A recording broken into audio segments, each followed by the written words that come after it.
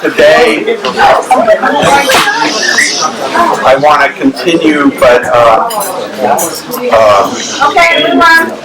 we'll get more into the anatomy as we're going along. But I really want to show you that the inside of the foot is different from horse to horse. And two, my interest in the foot, I got into it back in the 1990s in navicular syndrome. And then I realized, it took me a while to realize that everything was written about it is, I don't really agree with. It's kind of bottom line. I disagree with everybody to start off. it helps my perspective. So that's kind of what I want to do. And basically with this is kind of the bottom line is, when do you call navicular disease navicular disease? All right. And what it is way back when I started in the early 1990s, I asked 3 pathologists, okay, board certified pathologists, all this sort of stuff. And I asked them, if you had a handful of malignant cells, put it in the thoracic cavity of a person, would you have pathology? Yeah, 3 different answers. There's a lot of them. Pathology is the study of disease. You need clinical signs. And so what I believe is with navicular is, by the time you get clinical signs, there's so much damage already in the foot. And what I've tried with, I do a consulting, and many of my clients, they'll say that they don't see radiographic changes. The vet says, my horse doesn't have navicular, I look at the radiographs and everyone thinks I'm a harbinger of bad news, but most of these horses do have some form of change, which, if you don't want to call it navicular, that's fine, but if it continues, it will progress to all the classic signs. And that's kind of where I am now in my career, and I'll show you a lot of stuff I see in the digital cushion frog occur years before you start to see changes in the DDFT, navicular bursa, or navicular bone. Okay, so it's just that's where I am, all right? This way. Okay. This here, this is one of my first slides. Feet I got back in the 1990s. And it's really, everyone says it's a chronic degenerative disease, deterioration, navicular bone, all this sort of associated ligaments, navicular apparatus, and the impar ligament, the distal sesamoid impar ligament. If that's what you want to have to diagnose navicular, it's the horse doesn't have a chance. Okay, so you're going to have this horse that's lame all the way up until you get these bony changes. Then it's kind of too late to help the horse when you see all this sort of stuff. You can see P1, P2, P2 is here, P3, navicular bone. This is the DDFT. And when you see all this, there's an adhesion, usually between navicular bone, DDFT, and impar ligament. It's kind of turned into hamburger. I realize it's not a pathology term, but that's the best way to describe it. And when I first saw this, everyone is focusing on this I was with. But to me, this is the big thing. It's the frog and digital cushion. I see that changes years, 6, 7, 8 years before you see anything up here. Okay. All right. This is just a little higher pop. And remember, I showed you yesterday, I'll keep showing you, there's some fascia that go out this way, and you see like little pieces of rice. This fascia has been broken up, the fascial sheets have been fractured, and it goes up here, the fracture in the digital cushion. This is the frog, so the digital cushion is his hamburger. You see this here, I'm going to mention it to you here, this is like a little yellow marshmallow. That's the digital cushion we can feel, but it's about the size of a marshmallow, and it's different than what we call it, in the textbooks. Okay, there's a lot of hypotheses of how it happens with navicular syndrome, and basically, I view every time the foot hits the ground as being hit by a hammer. That's a concussion. It's the vibration that's destroying these feet, in my opinion. And I've been going to Sweden for 6, 7 years now.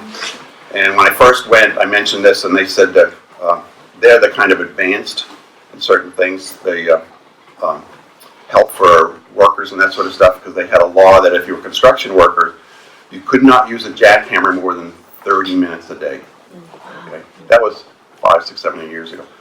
I went back a year ago, and it's been reduced to 15 minutes.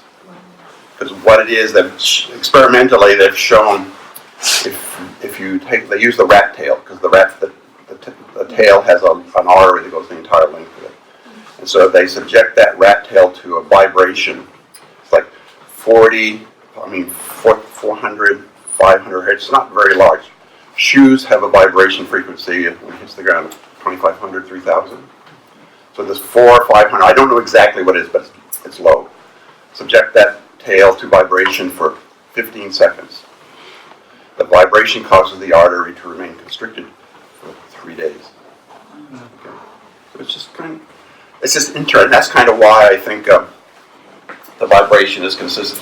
Like at home, I have a Sawzall, and when I use it, I only can use it like for 3 or 4 or 5 seconds, not very long. Because if I do it too much, the next day I can't move my wrist. So it does affect the vessels and all that sort of stuff.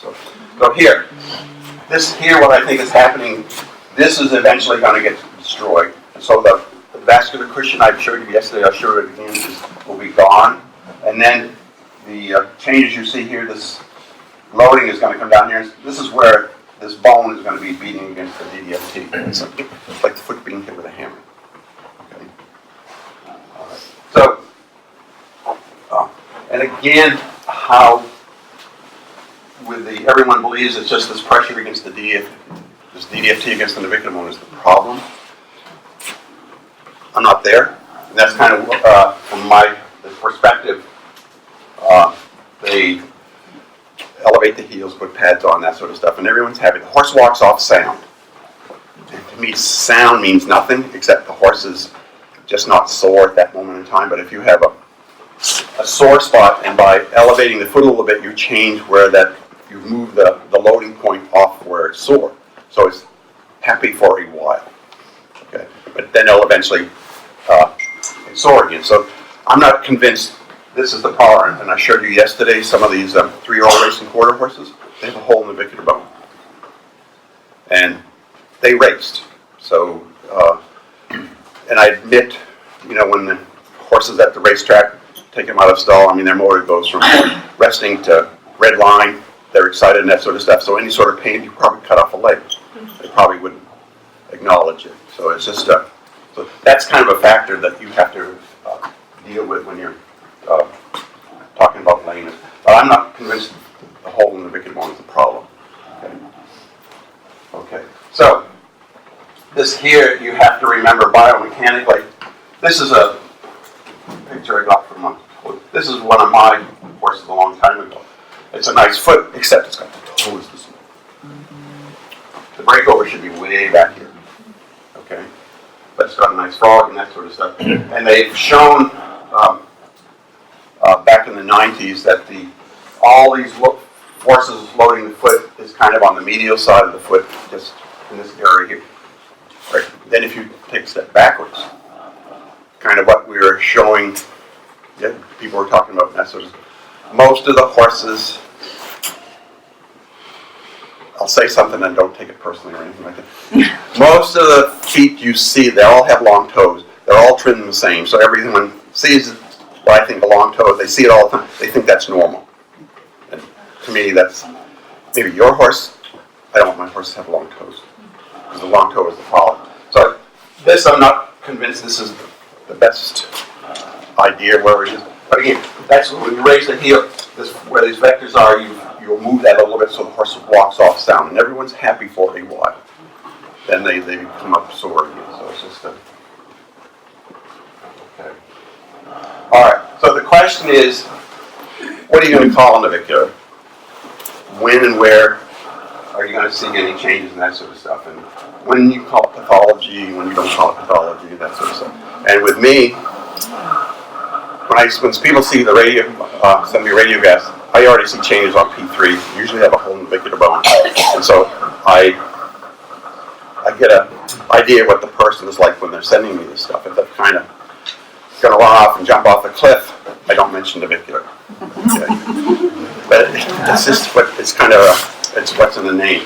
So it's just what I'm going to show you is that if you have this, and to me, I identify navicular as just the clinical signs. If they're off and on lame and the two forelimbs, to me that's beginning of navicular. Maybe up here, but I don't tell the people. And some people call it heel pain, palmar heel pain, whatever. But every time I see those in the digital cushion, and if it progresses, it will progress to what you see in the navicular bone. Or turn that around. If you see a hole in the navicular bone, if you see this, you will always see the frog is shot. The digital cushion is gone way before you see this. So I think my belief, this will progress to this, but this is the last, this is the iceberg. So it's kind of like the Titanic. If the helmsman and guy in the watchtower had been paying attention with the ice below the water, there probably wouldn't have been an accident. Quick question. Do you find that those changes in the navicular bone and the digital cushion to kind of go hand in hand with the changes of the shape of the arch, the solar arch in the back half of the foot? I don't really correlate it with the arch, but it's usually when you see that, it's kind of the feet I showed you yesterday, when you start to, basically, you won't see it in this foot here, because they've got a good frog, but most of the horses you see in the frog is really on the way to the fetlock. The central sulcus is there, the frog stayers start to be involuted, and they have a long toe. You'll always see that. And you can correct that. And as soon as you correct that, usually within a few weeks or something like that, the horse gets better and better and better. That's what I showed you about the frog gets bigger. The frog gets larger if you don't touch it.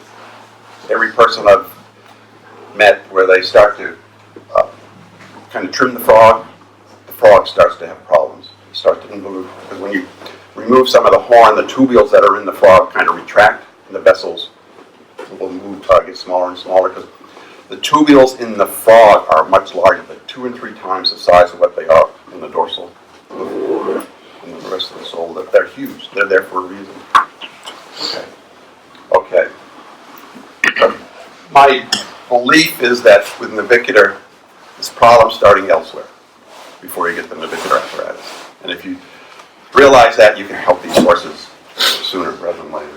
Okay? So this here is just a matter of what you want to call navicular. Okay? And it's just people, and I remember back in the 90s, early 2000s, people would have the discussion about the nerve blocks, and nerve blocks are just very non-specific in my opinion. They're arguing if it's caudal heel pain, palmar heel pain, if it's navicular. This is stuff to have in the bar. When you get a glass of wine and start debating, and that's to me, that's where it should be done. But for the horse, if you see clinical signs, to me, it's lame off and on the 2 forelimbs, because that eliminates most every abscesses and that sort of stuff. Usually abscesses are 1 limb or whatever. But if you see 2 limbs off and on, you're beginning to have problems. And if you start that, you can start to correct it. That's kind of where I am. I'm at a point in my career where I don't like academic arguments anymore. So kind of, I've done that, and it's good for the academicians, but it doesn't really help the horse. Okay, and this here. So if you have this, I like to diagnose navicular down here, close to the horse, where you're just beginning clinical signs because you correct it. Things get better very fast. If you have to wait till you get here, it's going to take longer. And usually the owner's going to get upset because it's taking too long and that sort of thing. But they do get better. With the qualifier, I admit if you put a hand grenade in the foot, they'll always get better, but they may not get to where they were before, but they will always get better.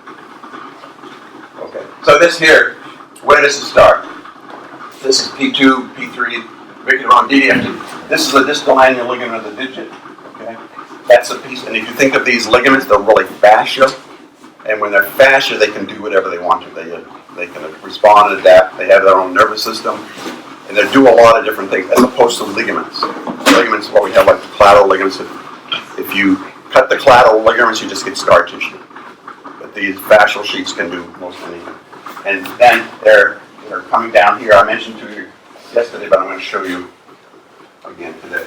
So this here, with navicular, to me it's an entire foot problem. And what I had done when I first started was all these very smart people, when they would have a horse come in with diagnosed navicular, they would put the horse down and take the navicular bone and study all that. Okay. And what it is I would put the horse down, I'd put the navicular bone on the countertop, but then I would look at the foot. Most of these other people would just throw the rest of the foot away. So that's why there's a lot of very good people out there that did all these good qualifiers.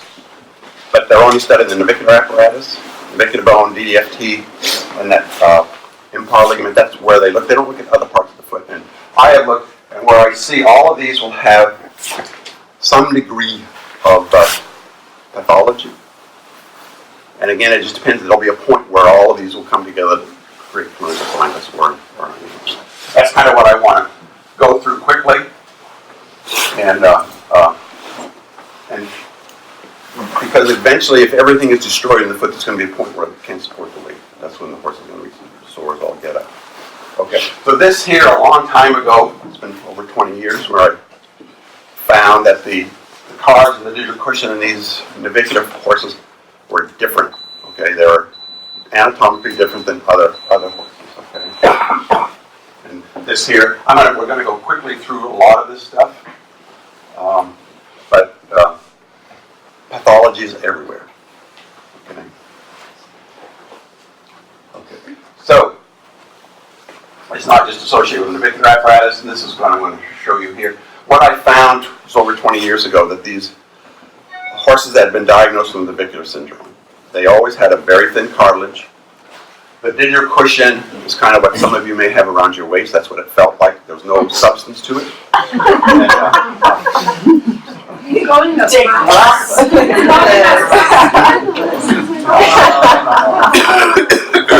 what it is, that was a consistent binder. Okay, and this is kind of, that was way back when, 20 years ago, when I knew nothing. And what I'm going to show you is that what I said 20 years ago is still true. A lot of people can't say that. They've had to change their course, but it's still true what I said 20 years ago. But what it is, these fascial sheets are coming out, that is what is the major difference. It's because I used to think that these navicular horses never had the opportunity to develop a pretty good foot. You know, exercise, get a good foot.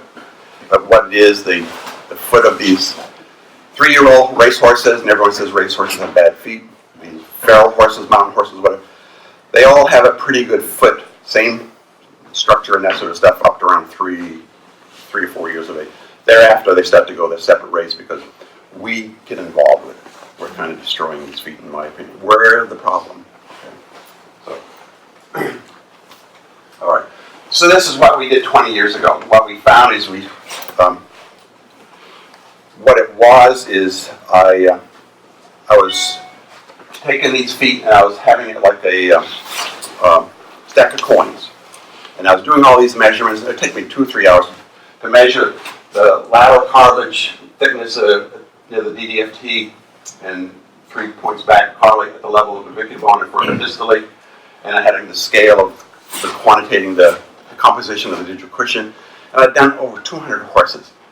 Like I say, it's right in front of me, but I can't, figure it out yet. And then there was probably many of you know him, Dr. Marvin Beeman from Lopez and Large Animal Clinic. He's a very well-known foot guy and that sort of stuff. And I'm humbled because he's always like me. He's it's not a lot of people that like me. But anyway, but he happened to put his horse down and had navicular. And he brought it to me, and it was on the table here. I've never forgotten, on the table, and we were talking. And right beside it, I had a feral horse. And as soon as I saw the feet, wow, it was kind of night and day, because the feral horse, the lateral cartilage was huge, thickness. And the navicular horse, this is navicular horse, I'll show you, I have a scale of a little over 2/10 of an inch, where the thickness of it is. All of my navicular horses were less than that. And I say 2/10 is like a little over 2/10 of an inch. I've never found a navicular horse that has it that thick. They're always 0.15, 0.12. They're paper thin. You can always blow on them, and they'll flutter. That's how thin they are, which means they don't have a lot of support structure in the back part of the foot. So this is kind of what we did, and it's still true today, which is kind of mind-boggling from my perspective. Kind of, I didn't get too carried away with my hypothesis and all that. In your experience, by palpating the lateral cartilages, do you have an idea? Yes. Okay. The lateral card is the part that stays that's above the hoof wall. When I say you can almost blow on it, that's how thin it is. If there's some structure to it and it should be pliable and fairly flexible, there's some consistency to that structure, because that means distally in the foot it's 2 or 3 times as thicker. So, but there was a horse in Australia that when I first went there was this at a racetrack. Horse came out, had hot bar shoes on and that sort of stuff, and the owner trainer was boasting he had just won $1 million and that sort of stuff in the racing and that sort of stuff. But he is spending so much money on injecting all the vertebrae because they all had arthritis, and he was injecting the carpus joints and that sort of stuff. And I came thinking, there goes his $1 million. It's all.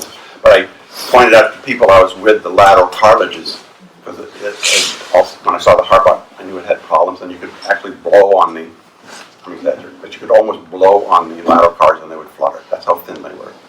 Because again, you have to remember when the foot is on the ground, Mother Nature is going to balance the load, whatever you have on the ground. So if you have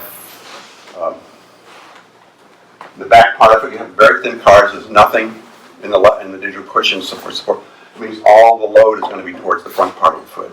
And if you look at the lamina in these navicular horses, they are different than in other horses. Okay? It's kind of like sneakers versus high heels. Some of you wear high heels. You don't like high heels very long, because you're 50 pounds coming down the leg, okay, on a small surface area. If you had 100 pounds, I've always done 100 pounds, but I see all these women. I have to get on my plane tomorrow, so I have to be careful what I say here. But Oh my goodness! I'm fine. But if you have 100 pounds coming down the leg on a small surface, say a square foot, what the tissue sees is 100 pounds per square foot. And if that was a high heel, but then if you have that would be a sneaker, say, but if you have 100 pounds coming down on a high heel, it's say 100 pounds per half of a square foot. That means it's 200 pounds per square foot. So that's kind of what the tissue is seeing. So that's why you want to have as maximal load as you can on the ground surface for the distribution rate of the horse. I'll try to speed this up. I'll walk down here. This here is a navicular horse. Okay. This here is cut through the back part of the foot. Bars are here. This is the frog. This is the frog stay. What you see here, this is the lateral cartilage here. This is very thin here. This is no cartilage. This is actually liquefied cartilage. Okay. This was a 8 or 9 year old warm blood, and it first come up lame. They had shoes on. They decided to do corrective shoeing. Put pads on, raise the heel. They went about a month or so. Didn't work. They put the horse down and sent me the feet because it was an insurance case. What you see here, I'll show you. This here is that little marshmallow, a digital cushion. The ligaments are here they're all mush. They've all been fractured. Okay, all the ligaments back here have been fractured. At this point in time, it's only like 8 years of age. Okay. And then this here is that the digital cushion is this is a little marshmallow. That's the telesubcutaneous anatomically, but it looks like 2 marshmallows. And if you have a chance to boil feet, okay, if you boil feet, boil them for 10 to 12 hours, then carefully move P2 navicular bone and P3. What you'll be left with is the vessel, but you'll see these 2 little marshmallows.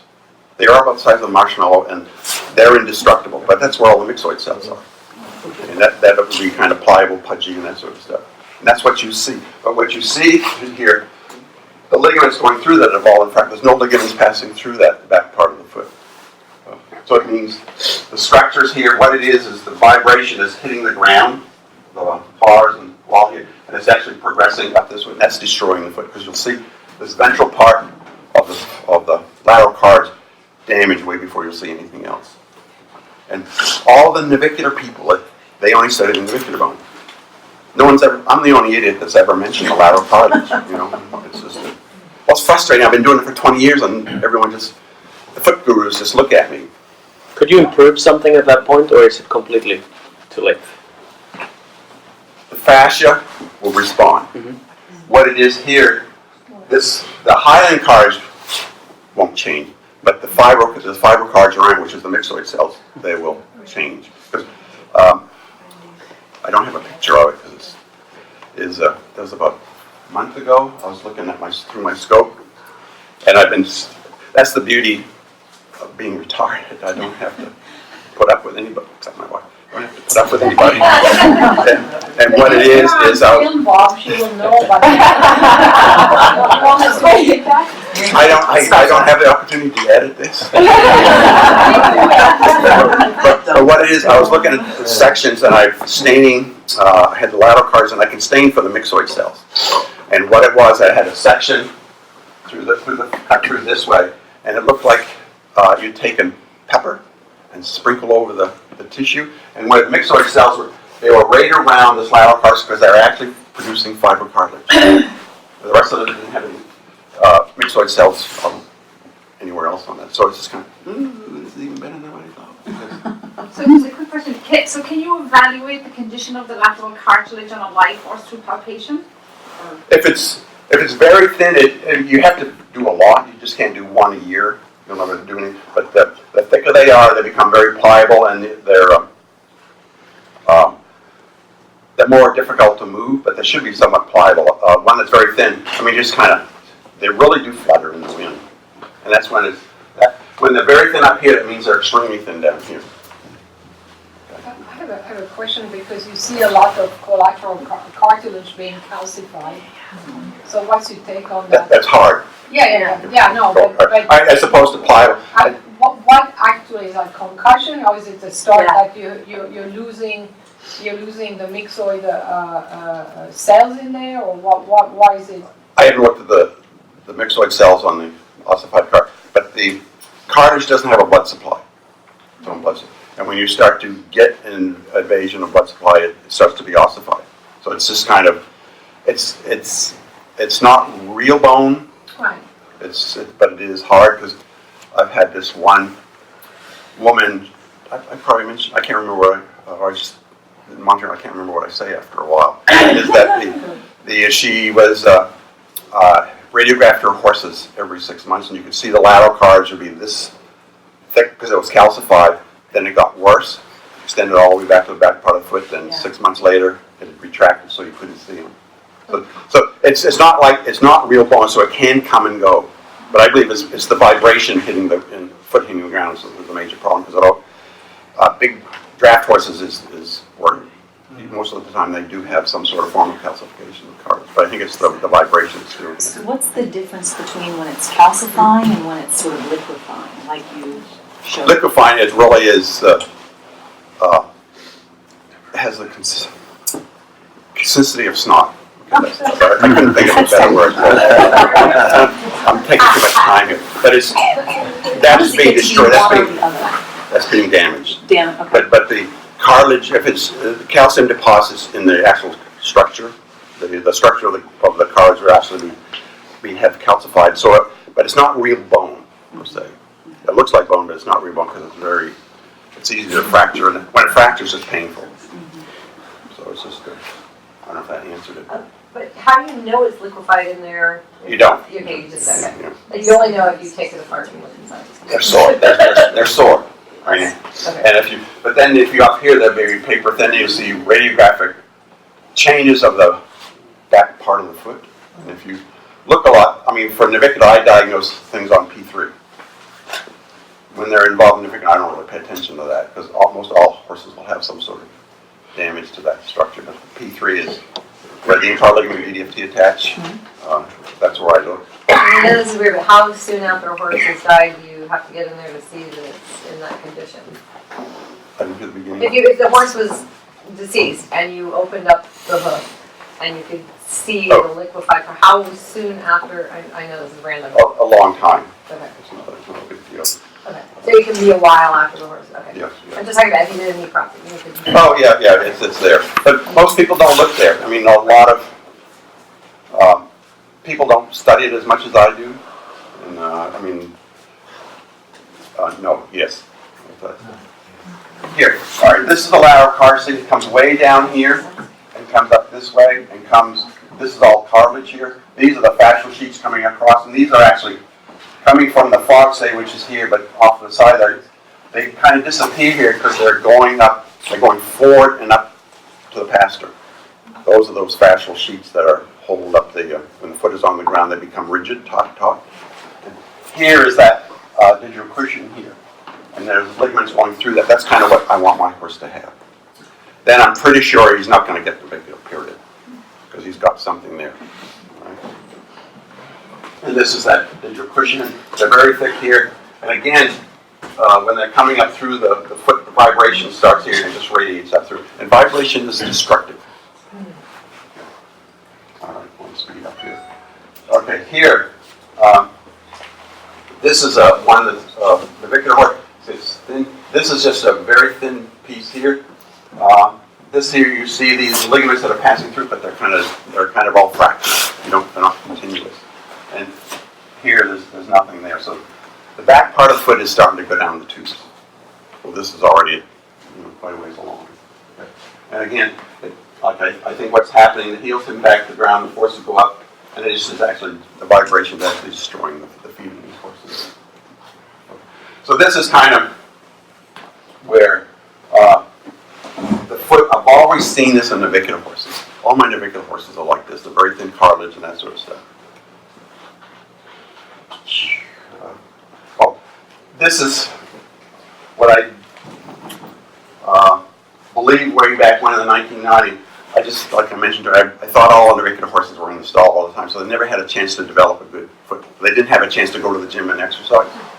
But what it is, they have a pretty good foot when they're 2, 3 years of age, 3 or 4 years, regardless whether they're a racehorse, barrel horse, or whatever. But thereafter, they start to get on the tubes. And what it is the vibration, I believe, that's kind of actually destroying these feet. I don't think there's anything wrong with a thoroughbred or a racehorse itself. So, but when you start to look through here, this is what I'm trying to get to, is these fascial sheets and that sort of, when you start to look through, you'll start to see early damage in these frogs and digital cushions when they're 2 and 3 years of age. Okay, so it's the beginning, but they're not sore. Because somewhere in my collection of pictures, I have a racehorse that died at the racetrack in Australia in Melbourne. It had a 10-degree rotation of the coffin going inside the hoof. And it was that way before it raced. But they didn't recognize it, didn't see it. And I assume it was examined by a vet, all this sort of stuff. So it's just that's why I've kind of come up with the belief that when these horses are at the racetrack or whatever, their motor goes to the red line. So their pain is really less of an issue. They're not really paying attention to that, as opposed to the backyard horse.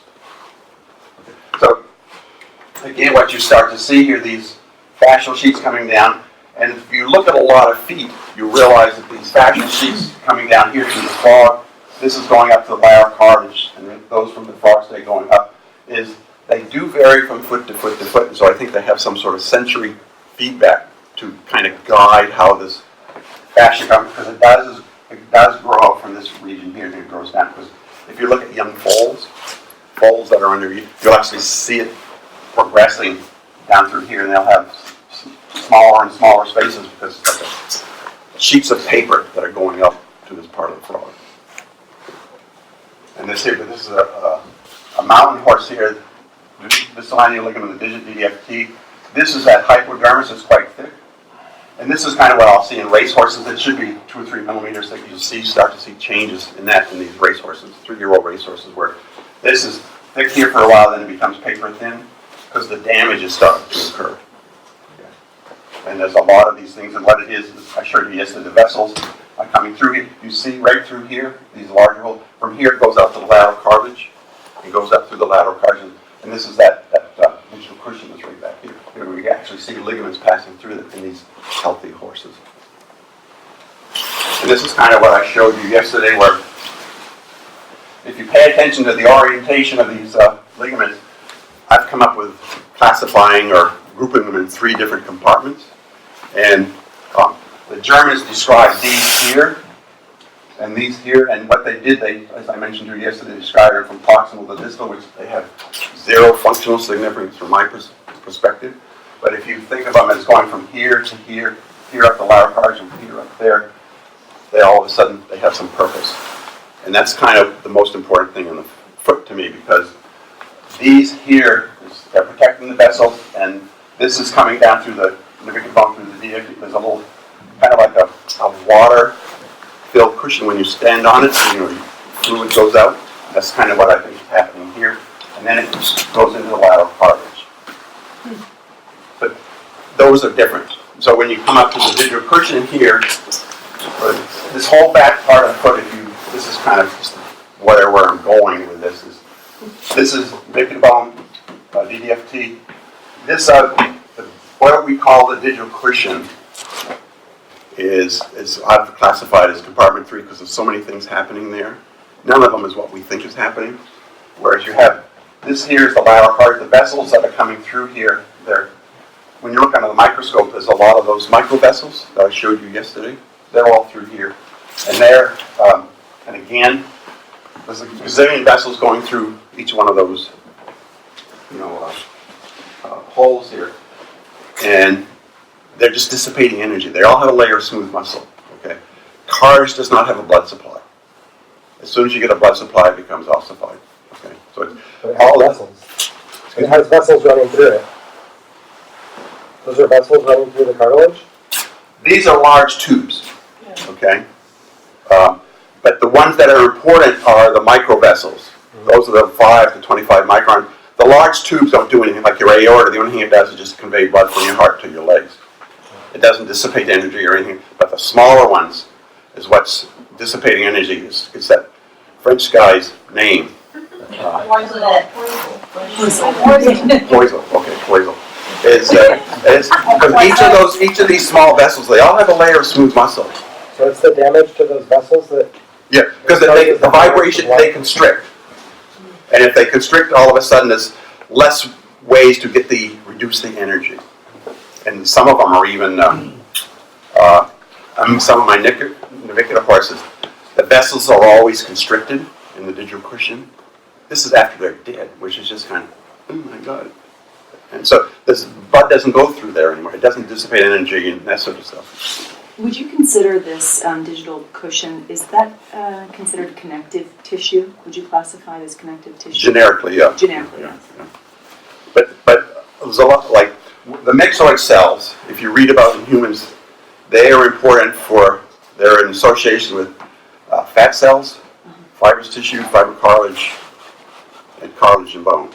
And when you see it, they're actually producing that. And so the only place when I look through this foot, when I see these clusters of 4 or 5 fat cells, there's always small blood vessels that are forming. I've had an antibody for regenerating of fat vessels are there. And so you'll see a handful of 3 or 4 cells. So things are trying to happen. If you see a lot of fat cells, it's kind of the system has been overwhelmed and it can't recover.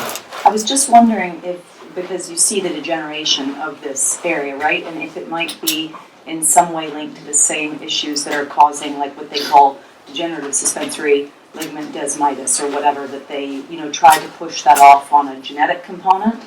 But genetic. No, I hate that. But I know my point of view.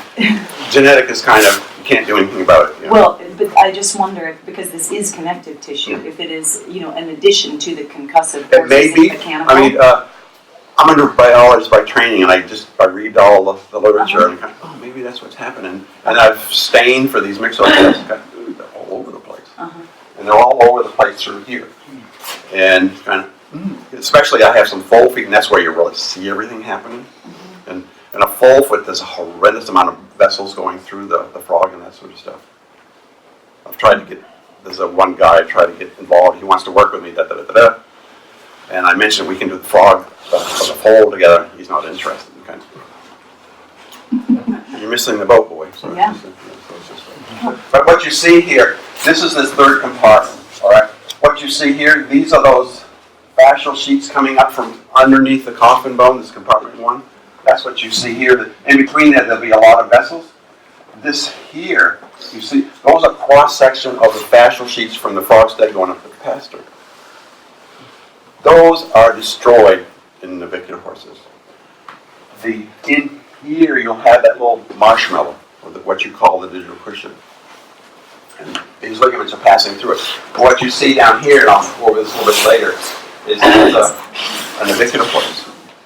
And again, I just want to show you the anatomy is different. What you see here, this is very thin cartilage here, this is very thick.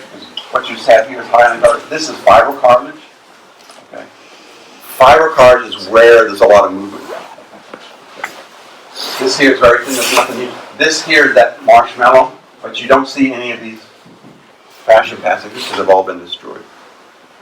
Okay. So the anatomy is different.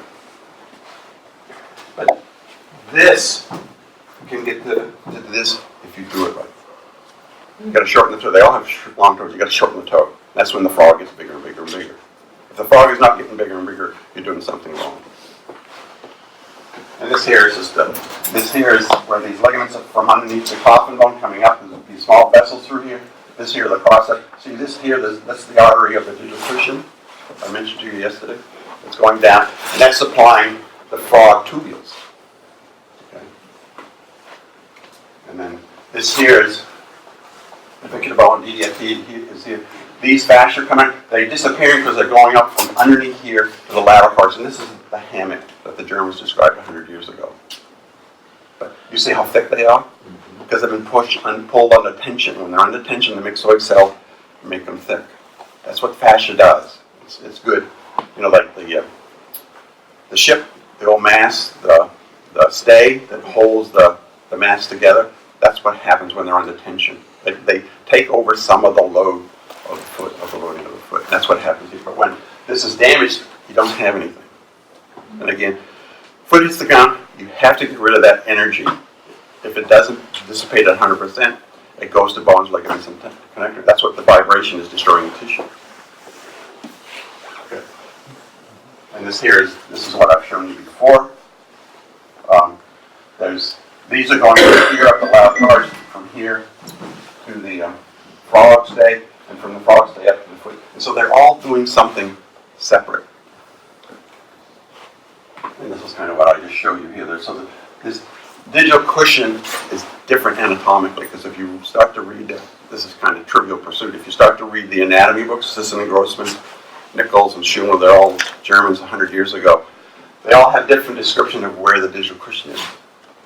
They don't, you know, some say there's a DDFT, other people say it's an synovial, but they never saw a foot like this because they don't describe it. Okay. And this here is that little marshmallow, that telos subcutaneous tori. That's kind of the marshmallow here. That's where all the myxoid cells are. Right? And this is the same thing here. And this here is just the fascia, cut the cross section. But this here is a navicular horse. This is thin here. This here is that marshmallow. But see, the ligaments have all been destroyed. You saw nothing. You see, so the anatomy is different. They're not born that way. They get that way. And that's kind of the key thing. You're changing the foot through the hoof to change the inside of the foot. That's what you want to do. Yes, ma'am. I have a question. On a healthy footed horse, if you were feeling the digital cushion more closer to the navicular region on a healthy foot, would that feel slightly denser in the tissue structure? Yeah, if a lot of these horses, you'll take your thumb and put the thumb on the frog and the other one through the back part of the foot. You always get the impression they touch. Right, on the poor-footed horses. On a healthy horse, there'll it be would be denser. because what you're feeling, And then as you move to the back of the foot, what you're feeling here, these fascial sheets are coming up this way, but they're coming from the frog stay and they're going up this way. This whole back thing will be these thick ligaments. will it extend all the way to the heel? Like, I guess what I'm saying is there a gradient? Does it get softer as you move to the back of the foot, even on a normal horse? Most of the ligament, yes, because most of the ligaments will be closer to the bone. They're going up from the frog stay up towards the bone. So So palpating the digital cushion is it's a lot more detailed than I Really? realized, Yeah. right? Closer to the bone, it's Yeah. firmer, softer at the back, so Yeah. that's, Okay, that's why if you only palpate it once a year, you'll never find anything. or if you pinch it in the wrong place, you'll think it's soft or damn. That's why you Yeah. when you examine the foot, you really got to wrestle with it. Right. You know, really, Pull it really, around. you know. Otherwise, you don't know what you're doing. Okay. And this here is those marshmallows. These ligaments here, they're gone. They've been damaged, but they can recover. That's to do with the myxoid cells. And this is what I want my horses to look like. This, where you got this thick cartilage, these sheets coming, because in between here there'll be vessels, and this here are just those large vessels going up there. They don't see the swizzle sticks. There's a lot of swizzle sticks there with those through the lateral cartilage. And again, the thick, what I used to call a good-footed horse, it still is a good-footed horse, is that the thickness of the lateral cartilage is a quarter to 30% of the width of the foot. If you add the two together. Whereas in the navicular horse, I say it's like 10%. Let's see it. This is a horse. This is a feral horse where you measure the thickness of the cartilage to the width of the foot. This is about a third width of it. So they got something to stand on. A navicular horse. This I think all my navicular horses. Yeah, all my navicular horses. I say that it's 10% of the foot because they're very thin. But it's rare you see a 10% thickness of the cartilage at the level of the navicular bone. Most of the time it's 5 or 6%, which means there's nothing in the back part of the foot. But they get there. These are anatomically how they get there.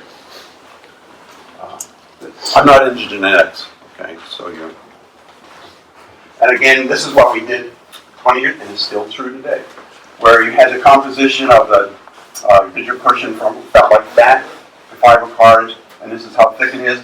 And when I did a lot of horses, I compared the forelimb, which is blue, to the hindlimb, and the forelimb always had more thicker cartilage and more structure to the digital cushion than the hindlimb from the same foot. Okay, but all my navicular horses were all down here until I put this graph together, or a student did it. Things started to get brighter for me. Okay. All right, this is kind of what you see.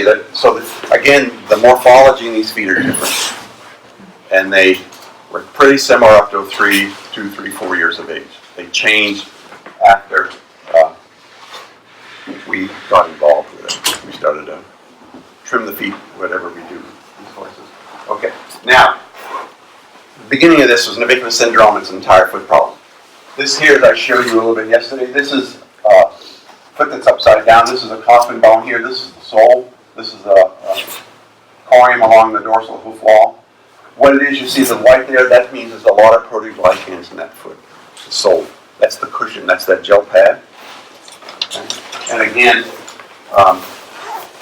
I use when I boil the feet is when I boil the feet of these horses up to 5, 6, 7 years of age that are pretty good feet. This is always 4, 5, 6 millimeters thick. That's after it's been cooked for 12 hours. Okay. But in these laminated horses, navicular horses, this 4 or 5 millimeters is reduced down to a sheet of paper. There's nothing there. You described the fascial sheets, or you said the Germans described them as a hammock. Would you say that the function is like a hammock in that loading zone to keep the bone from bottoming out? They describe these that went from cartilage down to here. They describe this as a hammock, and they described some going down to, they didn't call it the frog's day, but they actually go to the frog's day. They did not describe How would you describe its function in a real simple way? Excuse me? How would you describe a function of that? These here are like a hammock, but they go from here up to the lateral cartilage. Right. So when the bony column is coming down, it's coming down through here, so this is going to help in supporting it. Down into like a net. A net. Yeah. But then this vascular cushion here is going to dissipate. The energy's got to be dissipated. That's kind of like, some of you work with an anvil, and if you, an anvil of steel is very elastic. Every time you hit it, your hammer just bounces back. And if you put a piece of copper pipe there and hit the copper pipe and anvil, eventually you'll get heat in the copper pipe. And And what it is every time you hit it, energy is formed. So the copper pipe gets rid of the energy. So you have to get rid of the energy in the foot. Otherwise it stays there and starts to destroy the foot. So that's why bigger horses have more problems, like navicular and all, as opposed to ponies and that sort of stuff, because they're smaller horses. Arabs have usually pretty good feet, but they're a smaller horse. Do you have any images of spatial sheets from like a solar perspective to kind of get a visual of like Only supporting?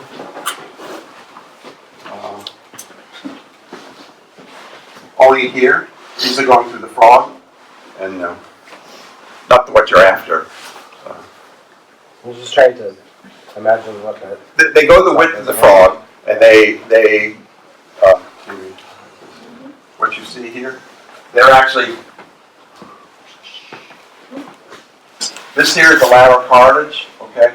You see how white it is? That's the hyaline cartilage. This here is the fibrocartilage. That is the insertion of these fascial bands attaching to the lateral cartilage, the command and going up this way. Did you say it's like a net though, or like sheets? The sheets. The sheet bungee cords to sheets. Okay. They initially start as bungee cords, then they form and they get thicker and wider and wider and wider. But those are the first to go, years before navicular. And that's why when you start to trim the frog,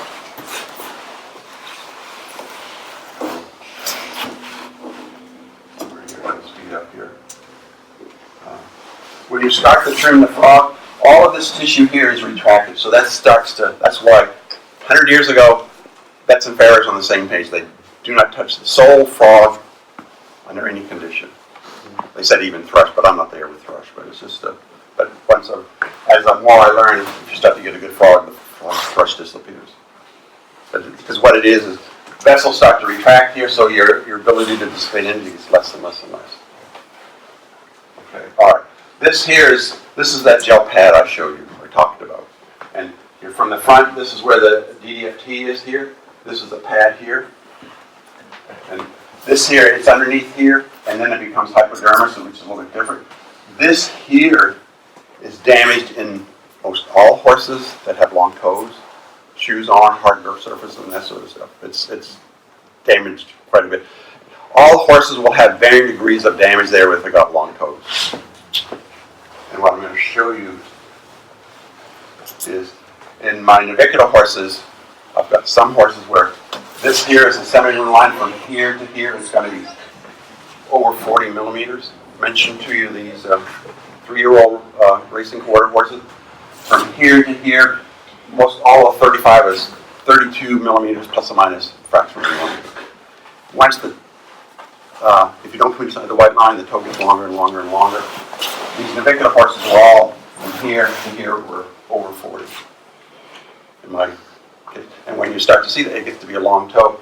And what you see, these tissues down here, portal lichen starts to disappear, the vessels start to damage. And when they're damaged, it is converted to fibrous tissue. Fibrous tissue doesn't do much. It doesn't have any insulation, support structure, or anything like that. Well, it has support structure, but not there. And what happens is these vessels start to dissipate. And that's why when you're up north, you have winter laminitis. Because what it is horses get cold feet because they don't have any ability to thermoregulate the solar side of their foot. Because what you see, this is a bone here. You see all these vessels here. This is a pretty good foot. This is just a connective tissue, the fibrous tissue through the foot. And what you start to see here, this is bone. This is naviculus. This is that 8 or 9 year old warm blood. All right. There's no vessels underneath the coffin. When I say no vessels, this here is another one. You see a few vessels, but most of this is connective tissue. But in that warm blood, I had to go to high power to see it, and there's just no vessels any between the semilunar line and the tip of P3, which means this here vessels going in the sole. They're fewer and fewer and fewer. That's why they have a soft sole in front of the apex of the frog, because there's just no blood supply there. And again, if you don't have any vessels there, the cold goes through this horn here, it goes up through the fascia, it goes to the bone, and that's where the pain is coming from, of course. You probably don't have the winter laminitis here, but we have it. Yes, ma'am. When you say don't touch the frog, I'm not sure, so I might not understand, but do you also mean not touch the heel? Frog. So, Is it sole? you know, So, the frog that's on the sole. so do you? All right, everyone, when I say don't touch the frog, I've learned everyone has their own thing they like to do when they trim the foot. If there's a few tags, they can trim those, okay? But the more you start to dink around with the frog, the more it starts to retract. A lot of people, they put their, if you see a frog that's flat from apex to all the way back, they've trimmed the frog. They want to make it nice and pretty. So what you're doing when you're doing that, as soon as you trim the frog, you're causing the vessels in that frog to retract up into the soul. So it gets less ability to dissipate energy.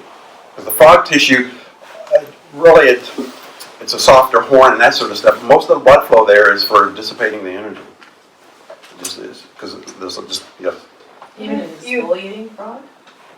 You know, when your frog's exfoliating? Yeah, but because that frog is dead. Right. You know, again, I say these blanket statements and everyone gets defensive about what they do and that sort of stuff. But it's going to come off and that's. But once you really carving it out, you're going to have problems. And so that. But Bets and Fairs, there's a. I can't remember the author, but there's a late 1800s. There's a 12-volume set called The Horse. And it's in one of those booklets. If you want to look it up, it's there. But it's, I wanted to buy it, but it's like over $1,000. That was 20 years ago. So again, I'm just a horse owner trying to extract information from people. So if I was to go back to my farrier now and I have this information and I'm going to go back and examine my horse's feet and I want to have a conversation with him about how I would proceed with trimming according to this, would I be telling him, I would say don't touch the sole, don't touch the frog, and he would just trim the wall and the bars and the heels or The wall. Yeah. And clean out the footy, whatever. A lot of people they want to trim the sole so it's flexible. Yeah. And again, you have to be careful People do that. because if you say it, you got to be polite and engaged, and be nice and all that sort of stuff. Okay. Otherwise, everyone gets defensive, and I understand that. And then they stomp off, and you never see them again. I think further, but it seems like our industry, the farriers become client trained. And what I mean by that, a lot of clients might not be real aware. I agree. Most horse don't show And so if they can see a clean frog, everything looks finished, the farrier's doing a good job. If you leave it, you're kind of a crude farrier. Maybe in their mind. But that's when you have to educate the owner. Because most owners don't. They don't know. No. Yeah, I didn't say that. But Yeah, they don't know that much. Along with the other farriers too. Pardon? Because the other farriers will give you Right. crap about it as well as the owners. But then look at the frog. Every time you trim it and you go back, the frog is smaller. It's getting smaller and smaller. Mm-hmm. And what I showed you yesterday, those frogs were not touched. And if you don't touch them, they just shorten the throat. And that's kind of why yesterday when we were talking about 60-40 length, those horses I did, it was the center of articulation, the back part of the field, they're 57-58% of the foot. And that's when the owner, they left. They had enough for me, and that's because the horse was happy and that sort of stuff. So that's kind of. I think it's hard for farriers because, or even barefooters, because they are trained to get a look. And Facebook is at fault also for that, because when you post, you want that beautiful frog. Even in the barefooter, you can see they have carved it to perfection, which actually the foot cannot take. And then you're in farrier school. That's another thought. You have the barefooter, the farrier school. Farrier school, you really learn to, and I think some of you guys who have worked for me, like I probably yelled at you because, don't touch it, and you have to think exfoliation when you trim. Like, I think I exfoliate the foot, not like the ground would do, in case I have to do something. But I think a lot of people, which is sad, the foggers and the barefooters don't work with X-rays. They don't. Oh, no, I agree with They that. don't know. So it's, it's complicated. Yes. This foot here, the little I didn't bitty. do it, okay? Okay. I'm very critical of the feet. I look at it because this little ditty that St. Jerome the monk put together is a good, better, best. Never let it rest until the good is better and the best is best, okay? So if you trim today, you can come back tomorrow and make that foot a little bit better. You're only using the fine side of the rasp, but what you trim, like this here, this central sulcus where you see that can go forward and become more shallow. Because I've seen these feet where it's actually, the hoof is actually almost surrounding, it's up behind the heel bulbs. Oh, nice. Yeah. And it's, that's worrying because the central the central sulcus is like this. And, the frog stay is working and that sort of stuff. So it's just, but you can always make it better. I mean, that's kind of where I am. When my trimmer comes, we're there talking and that sort of stuff. And I have 6 horses, she does them in an hour or something like that. But she's talking that sort of stuff. I always mention every 30, 40 seconds, bevel the toe from the heels, don't touch the frog sole. And then, I always say that because she's been trained by somebody else. And what she does, before, if I don't say that, just before we leave, that horse wants to turn the frog. How often does Lightning. your trim? She comes every 4 weeks. Yeah. Anyway. And I have one that she trims every, because they come, never mind, it's just I have one that she comes more often, I'll just say that. But I have X-rays and I should have got him out because I have a horse I found a long time ago and I rescued it. And I never touched the apex of the frog ever, even if it's kind of fused. And then one day I turned my heel and someone started cleaning the apex of the frog. And I had an X-ray before and after. I was horrified. The pedal bone started dropping down because all that is supportive, And I think you have to be really careful with digging for clues. Yeah. This is scary to me, Yeah. Well, abscess is the next one, but that's another. That's kind of. She's a good farrier, a good trimmer, and that sort of stuff. But they still have their guru, their trainer in their mind. That's when it's. Well, I think you can blame Facebook because, as I say, we have pretty scruffy sole because we never remove much. It doesn't look pretty. And if I were to post a lot of those things because I'm not clean and I like scruffy stuff. People are going to say, oh my God. Like this here, I mentioned yesterday, this coronet is almost from the side. If it's straight across or if it's straight line, it means this central sulcus is further along the frog. If it starts to curve down, it's not quite there yet. That's what I always mean. And this is a long toe. Right. I didn't do it. But you can always make it better. That's kind of and so you just have to be careful how you criticize. But I think what I've noticed to get the foot from a metal shot to get really a good foot, and it doesn't mean you have to make the horse suffer or anything, but it takes 2 years for me to really get that really strong foot. 1 year, and you'll see that I have the biomaterial stuff, 1 year to get the wall, to get out all the deformities, and that's the foot growing out, and then another year, people have noticed that, don't you think so? The feet get stronger and stronger, but it takes. The inside of the foot is changing. It takes 2 years. It doesn't mean you can't ride the horse. It just takes 2 years to recover. What I found on the average for not something Depends really. on the tree. Yeah, and the It pathology. depends on what the problem is. 'Cause Yeah. I've had this argument with myself of a lot of these laminated courses because I've had some people where they're insulin resistant and they rotate their sword, all this sort of stuff.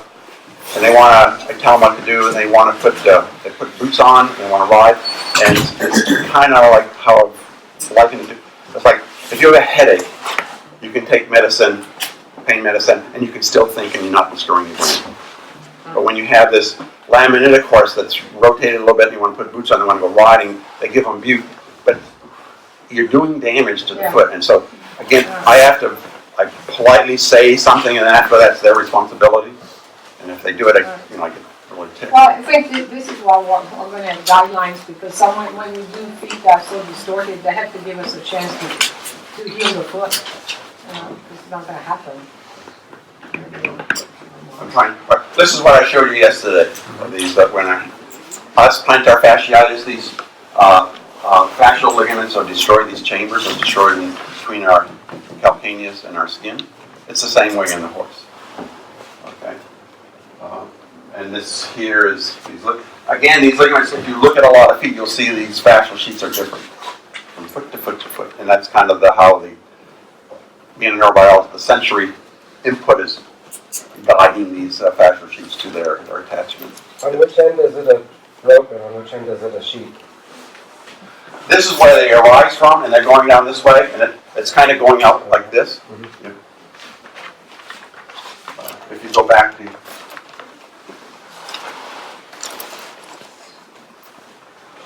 this here, see these are going across the frog. Mm-hmm. Okay, those are destroyed quite fast.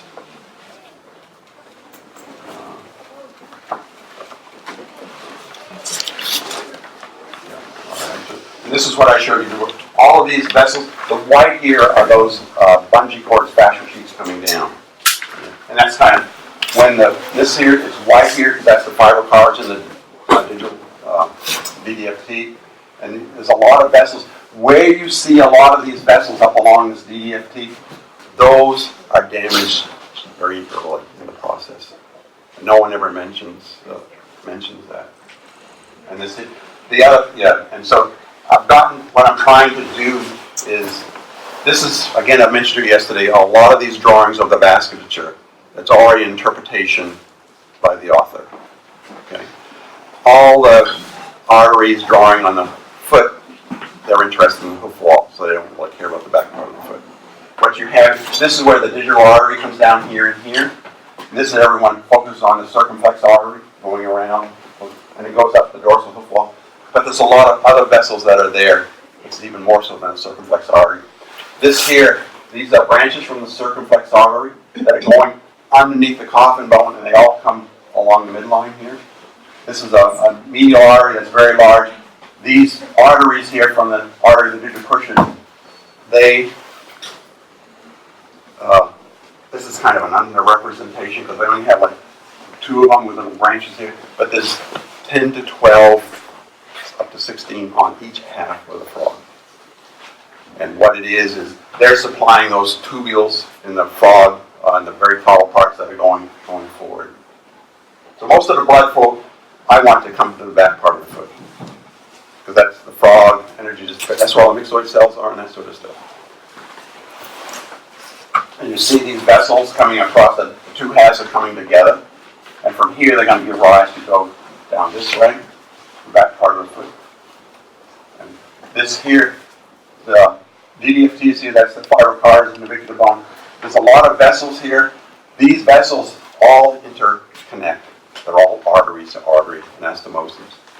And what it is, the artery, the digital cushion comes up here, feeding the tubule, and it continues up through here and comes back this way and joins up. So most of the blood is designed to stay in the back part of the foot. But we trim the foot so we have a long toe. What happens, that increase, I'm almost done. So what it is here, when you have a long toe, say the dermis is increased in length, you have to supply that with blood, vascular, you have to do it. So it means the best blood coming to the foot has to supply a greater surface area. And so it's less and less. That's why the frog disappears, the back part of the foot. Because we're encouraging blood flow to the toe? Mm-hmm. Yeah. That's why the frog gets smaller. The central sulcus is going towards the fetlock. If you see a central sulcus and it's not closed on the bottom part of the foot, the toes are too long. That's kind of a general statement.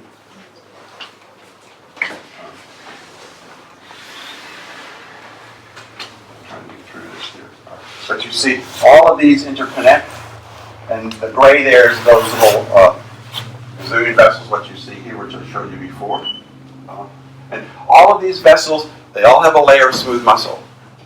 All of them have a layer you have to look for one of these small ones that don't have any smooth muscle on them. So they're not capillaries, all right?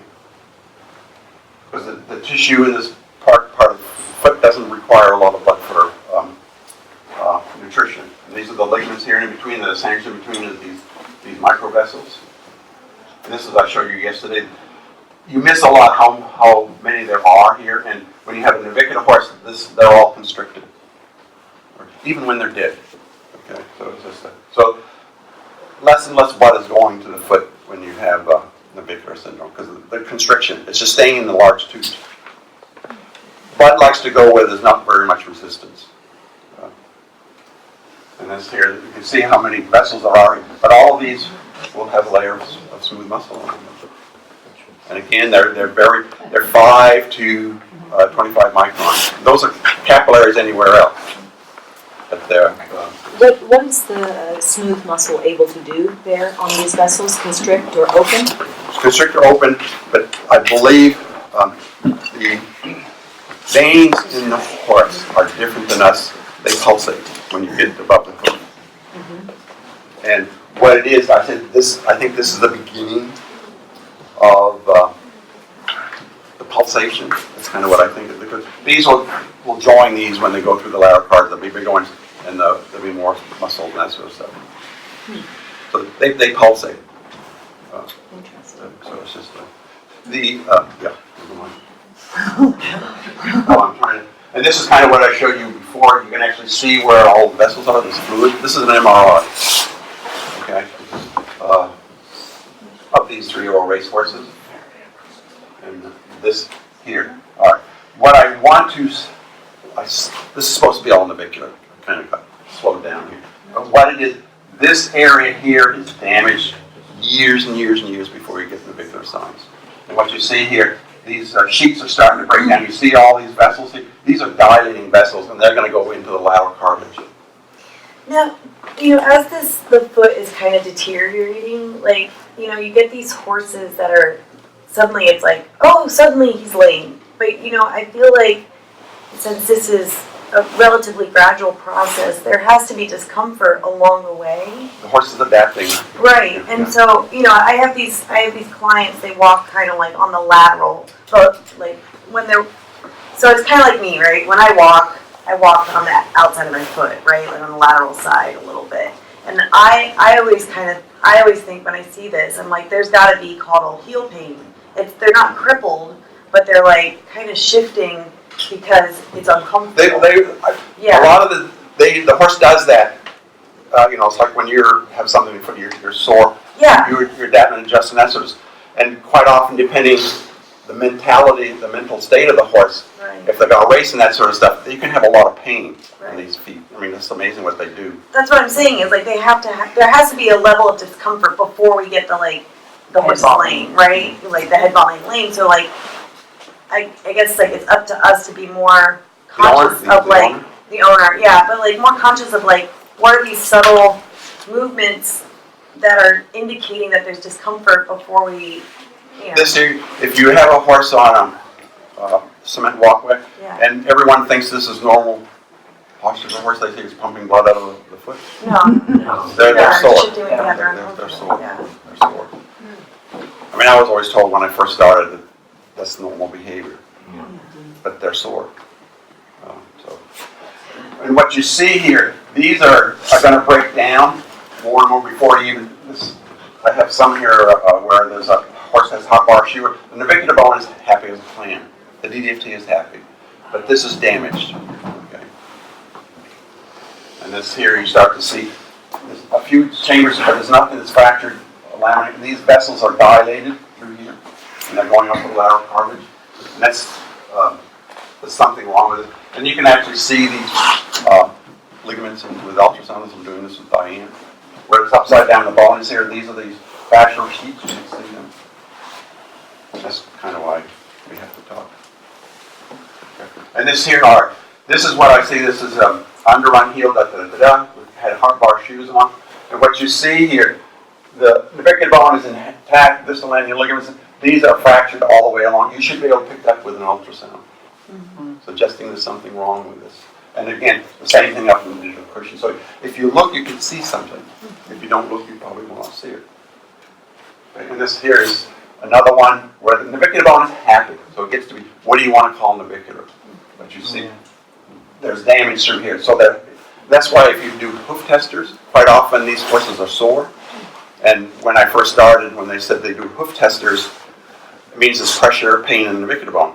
The navicular bone is so far up out of the hoof, it's not going to, you're feeling this here. There's a lot of nerves through here. Okay, and that's kind of what you're feeling. Once this hammock loses its function, does the navicular bone drop down further? At least we're not, and that's why you'll get this bruising along the inner surface of the navicular. It's like being hit by It's going to impact into the frog to the ground. yeah. I have a question about your wild horses that you have seen the hooves, right? And I know that wild horses get mechanical laminitis or maybe even diet-induced laminitis, but their cushion isn't affected and their cartilage isn't affected, right? Shouldn't be. Shouldn't be. That's the diet. Yeah. But again, everyone says a feral horse has a pretty good foot, but it depends It's not on necessarily their environment. Like Yeah. you mentioned the nutrition. Mm-hmm. It's a woman mentioned nutrition. That was me, and the other nutrition too. She's over there. There's a feral horse herd up in Western Canada, and they've done some behavioral studies where they average like a half a kilometer per hour per day running, moving. They don't move because here they're drinking water, then they eat, and as opposed to in Australia where there's no water and there's no nutrition, they go 100 miles per day. So they wear the hoof foot down. But that could be the difference why there's, even in the fossil record, all of this laminitic issues in wild horses. But if they don't have a part of the diet that is destroying these connective tissues, then it's not as painful. Yeah. I think And a barefoot horse, the laminitis, my experience is it's not as severe as a shod one. Because I think the shoe kind of desensitizes the foot a little bit. So before the owner recognizes it, there's a lot more damage to the foot. And again, you start to see here, there's hemorrhage through here, the ligaments of damage, and it goes all the way up. This is that marshmallow. The ligaments through the marshmallow are starting to be destroyed. But the navicular one's happy. And this is just a little higher power. If you look under the scope, there's a fair amount of pathology there. And this is another one where this is going down, and then this is that navicular horse, where there's damage through here, there's vessels of damage. But you see, this is all kind of hamburger. You lose it's disorganized, but this means it's damaged. You can see this with an ultrasound.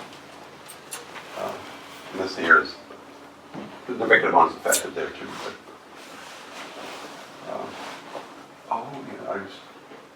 I just showed you this. I moved, but I didn't get rid of it. But so the thing here is where do you want to call navicular?